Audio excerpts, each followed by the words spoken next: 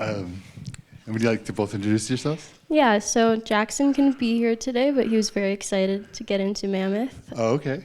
But so I'm Nell, and I was the DP and editor for Brain Rot.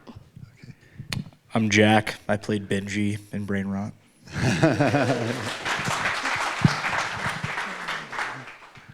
Well, you're the DP and editor? Yeah. Okay, what was it like? So this was mini DV? Yeah. Okay, you got some really amazing, fucked up images that are just almost nothing but snow. Like what was that whole process like? So the DV cam was kind of like temperamental. It had a difficult time like focusing on shots. You can see that it kind of like breathes a lot.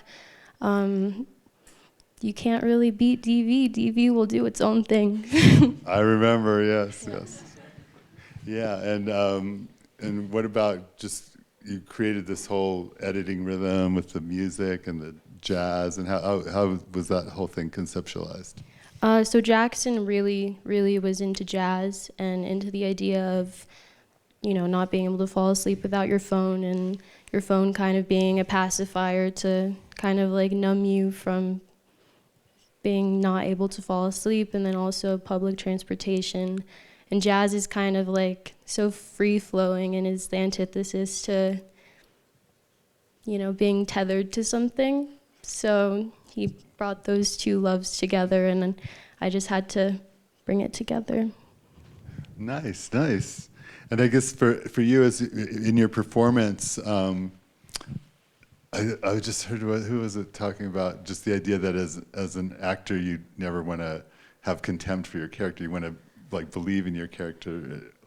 So were you kind of like in that mode of like, there's nothing wrong with me, and this is me, or were you having doubts, or what was your character thinking? I mean, I think you going into it as an actor, you're always like, yeah, there's nothing wrong with this person. This person's fine. He's an upstanding citizen. What do you mean? She's at fault, But no, I mean, yeah. After watching the first pass that they took on it, I was like, oh, he's a piece of shit. He's a full piece of shit. But I think that there's something nice about that in a way. I think that being able to first and foremost separate yourself from obviously a character and how you're similar, but also how you're different. But at least for this, I mean, I found a lot of similarities though within this character and how glued we are to our phones. And me and Jackson talked a lot about some of the things that they had thrown in there at the beginning scrolling sequence. A lot of those like true crime YouTube videos. I don't know if anybody else watches those, but pretty awesome. Oh yeah, in the back. Thank you. Right on.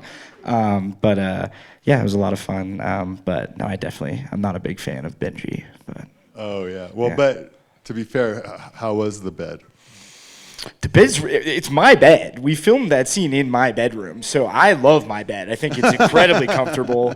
But I didn't really have to act too much. I was already kind of cozy and ready to go. But I love my bed. I have a great bed.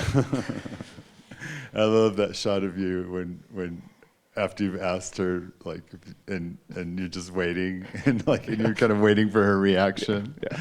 And then even when she says, I think that's your train, it's like, what was going through your head at that point? I don't know. You just try and relate to like maybe some uncomfortable conversations you've had, trying to string something together like that. I don't know if anybody's been on some awkward dates, but I have, and they can be really brutal at the end of it. But yeah, I think there's also just a look that a lot of people have when they know maybe where their night is going, and they go, okay, well, I guess it's maybe my time to be done. Questions from the audience? Yeah.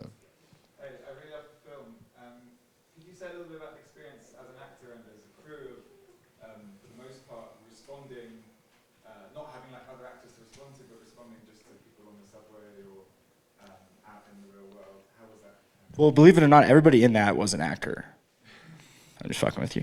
No, I think that like I said this at a festival a little while ago. For me as a performer and as an actor, like I think it's a wet dream because like it's real. You're interacting with these people. Now, granted, I am like a small 5'5" white boy, so there's a lot of fear that goes into doing some of this. I'm already a very scared individual.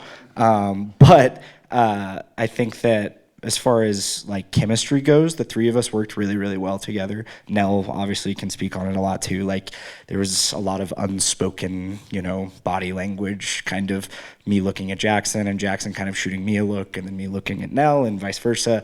And I think that was probably the most fun I had on a project, was just the fact that it was so harmonious in the way that we all kind of worked together.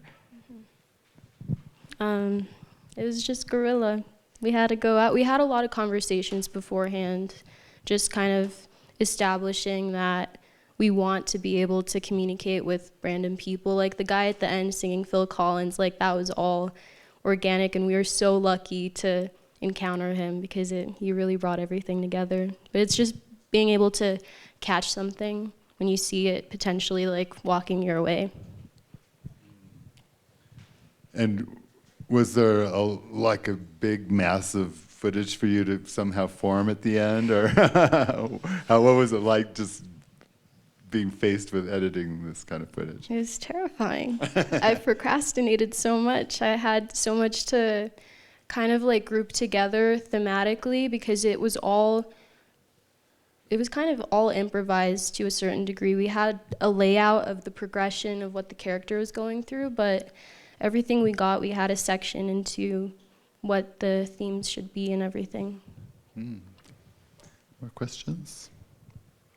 Had you shot on mini DV before? No, not really. But it, oh, great. Okay. In the back? Do you know if the director had to license that Phil Collins song? No, There's- not at all. For festival, you know, it's a big don't ask, don't tell. It's like like, you know, nobody's really. There were layers don't to get the this audio. on camera. What Phil Collins song? It was Yeah. in the air of the night. The night. No, but it was in the air of the night. That's what the guy called it. So, I don't. Different song. Sorry, anyone else? Oh yeah. The first 5 minutes felt like a horror movie. Like I thought it was about to be really scary because it was really creepy with them in the dark. Would you ever make a horror movie with this format and style? Yes, I kind of already have. I have like a prosumer dock camera. That texture is just beautiful and like warping anything, like a face, a shadow, it all kind of lives and breathes in what is darkness. So, yeah.